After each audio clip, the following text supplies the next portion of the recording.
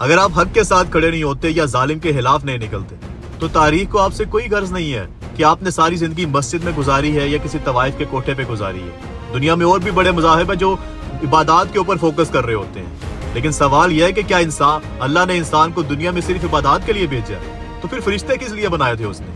اگر زندگی میں مقصد صرف عبادات کرنا ہی ہے، صرف مسجدوں کے اندر رہنا ہی ہے، اپنے ارد گرد جو کچھ ہو رہا ہے وہاں پہ آنکھیں اور کان بند کر لینے ہیں، تو پھر امام حسین علیہ السلام کو کیا ضرورت تھی مدینہ چھوڑ کے کوفہ آنے کی؟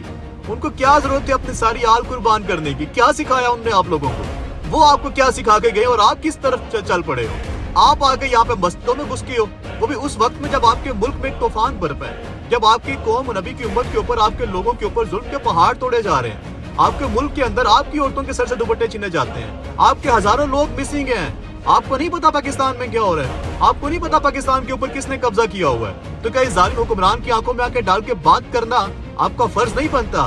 کیا امام حسین علیہ السلام سے آپ نے کچھ بھی نہیں سیکھا؟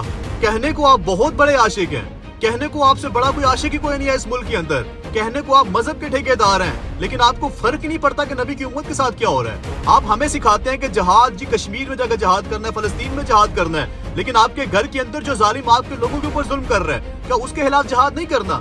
کیا جہاد ہوتا ہے؟ جہاد صرف نان مسلم کے ساتھ ہوتا ہے یا جہاد صرف جا کے یہودیوں کے ساتھ ہوتا ہے؟ نہیں، آپ کے سامنے کسی عورت کے سر سے دوپٹہ چھینا جا رہا تھا، اسی ٹائم اسی لمحے آپ کے اوپر جہاد فرض ہو جاتا ہے، اسی لمحے آپ کے اوپر یہ فرض ہو جاتا ہے کہ آپ اس عورت کی عزت بچاؤ۔